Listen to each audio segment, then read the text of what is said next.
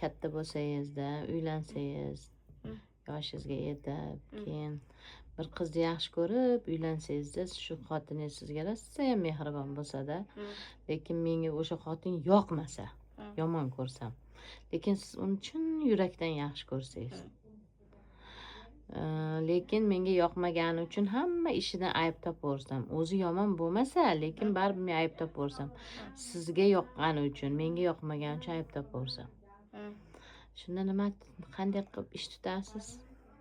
Men aytsam, xotiningni yo'qot desam, siz nima qilasiz shunaqa paytda?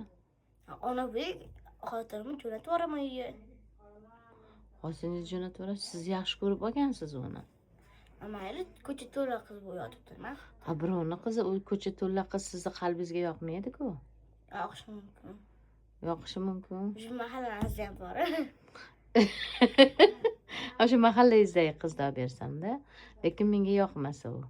Qanday qilib bo'lsa ham yoqtiraman-da. Ha, menga yoqtirasiz. Siz gap nima deysiz xotiningizga? Onamni ko'yniga qarang, nima qilib bo'lsa ham deysizmi? Ne deyman? Ayangga yaxshi muomalada bo'lgin, bo'lmasam unaqa bo'lmasang, o'zim seni bo'g'ib anaqa qilib yuboraman. Xotinga qo'l ko'tarish gunoh-ku. Qo'l ko'tarmayman, shunaqa so'kaman. Shunaqa so'kasiz. Xullas yoqtirishga harakat qilasiz, ha? Ash qiz bo'lsa faqat, ha?